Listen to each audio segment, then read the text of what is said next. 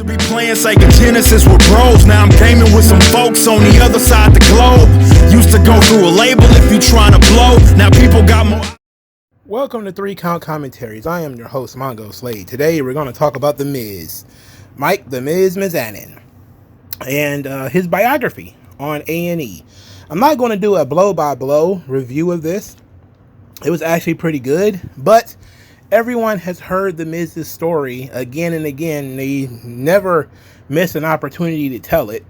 So I've decided to just go through, and I'm going to mention some things and expound on them a little bit as kind of a, hey, did you know kind of gimmick.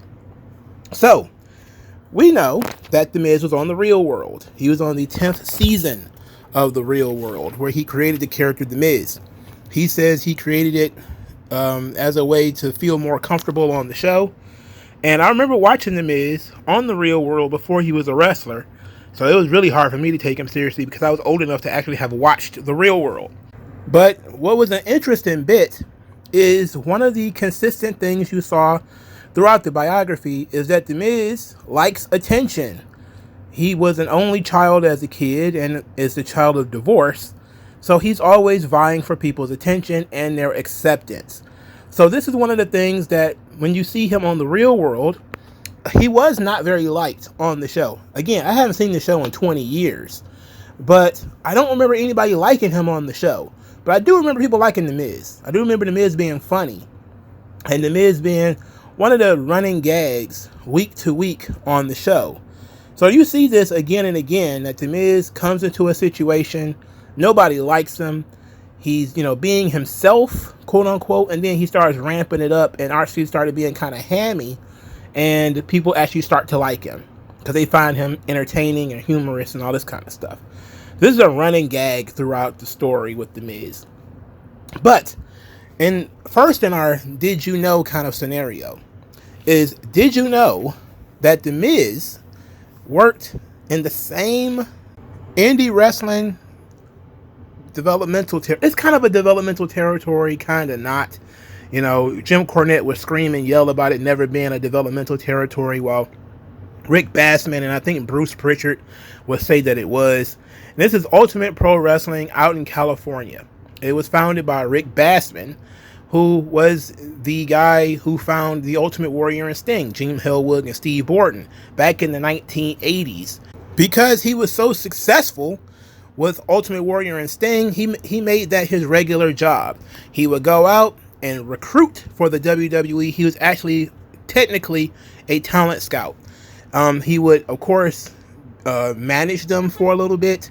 In the late 90s, he would start a wrestling promotion called Ultimate Pro Wrestling.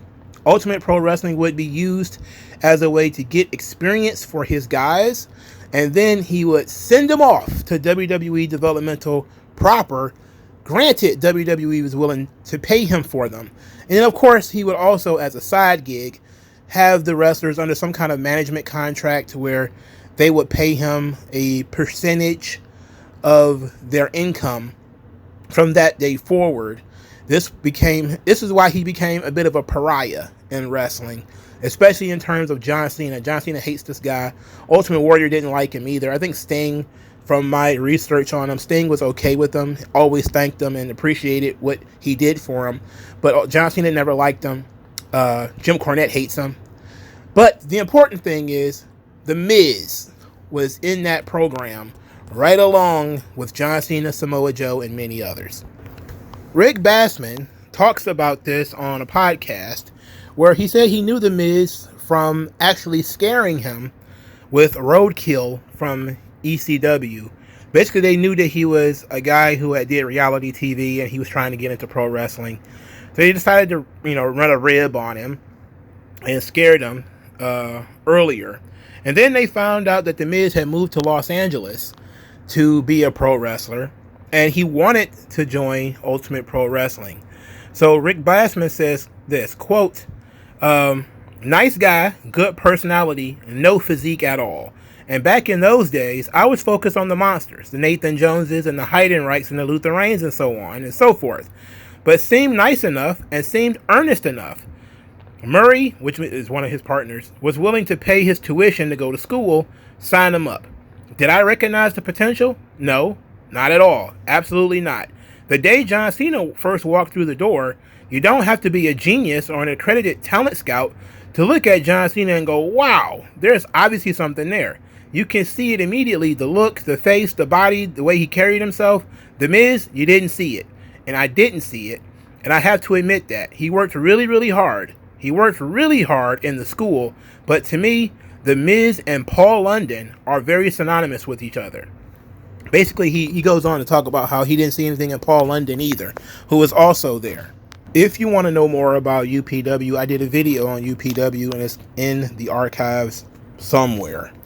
Also, once The Miz finally got his deal, he went through WWE Developmental. He went through Deep South Wrestling, which is also in the archive somewhere, the history of Deep South. And The Miz talked about in the biography how tough Deep South was, and that they had a very heavy process of trying to weed people out.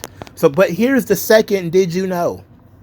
Did you know that Jody Hamilton, the guy who ran Deep South Wrestling, was also the same guy who ran the WCW Power Plant? You probably already knew that. But did you know that he was running people out on purpose? Because that's the old way of doing things. Bill DeMott and Jody Hamilton, they did it's kind of like a cable access TV show called Learning the Ropes, I believe it was, of Deep South Wrestling. And in these episodes, this docu-series that was a lot like Tough Enough that featured on the WWE Developmental Program, they talked about why they focused so much on calisthenics. And they said, well, you got to have strong cardio base. Vince wants guys that can go, 15 minutes, 20 minutes. It's like, if you know anything about Vince McMahon, you know he ain't demanding that these guys go 30 minutes in the ring. Not every night anyway. But Bill DeMott kind of let it slip later once he was released from WWE that one of the reasons why things were so tough is because he felt like people who were being paid to train actually got a little bit lazy, that they started to feel entitled. And if you look at a laundry list of people who went through Deep South Wrestling, some of them actually made it. Angelina Love, Kofi Kingston, Luke/Doc Gallows, Jack Swagger. There was a couple of people who were in Deep South Wrestling and actually did go on to do something pretty good. But there was also a lot of people who didn't make it. And so these guys purposely made it tough because, like in the old days, when it was a privilege to be in the ring, these days people were being paid to train, and they didn't necessarily like that too much. Once Deep South was closed, The Miz actually was moved on to OVW, the more famous WWE Developmental Program, where he was there for about 6 months. He was actually in OVW the same time CM Punk was in OVW, which means he was actually still down there when Paul Heyman was in OVW. While Paul Heyman was running the developmental program, this was after Jim Cornette was ousted, Paul Heyman considered The Miz one of his guys. And actually on a Paul Heyman blog on WWE.com, he considered The Miz a Paul Heyman guy, saying, quote, "I plucked The Miz out of the Atlanta developmental system and brought him to OVW in Louisville, Kentucky, where I was producing the TV show, which starred, of course, the best in the world, CM Punk. It was a no-brainer. Miz had a natric, acerbic, uber-charismatic personality that was just aching to be unleashed. If you're looking for me to say I taught Mike Mizanin how to be The Miz, then you still don't get it, do you? I turned the camera on this gifted young man and told him to just be himself. And underneath all the layers of smiley 8x10s, shaking hands and kissing babies, laid an uninhibited, miserable human being who didn't really seek adulation, just success. It didn't take The Miz long to find The Miz, and it won't take the next superstar I get my hooks into any length of time to find his true calling, his real self, his inner main eventer." The Miz later on would supplement this in an article with Sportskeeda saying, quote, "Paul was just so on me about everything, teaching me the ins and outs, and people don't know this. Like, I feel like I was one of the first Paul Heyman guys. But yeah, in Ohio Valley Wrestling and in my developmental territory days, developing into The Miz, Paul was right there with me, honing into that character and honing in on everything. He's an amazing brain in the WWE, and we're very lucky to have him around.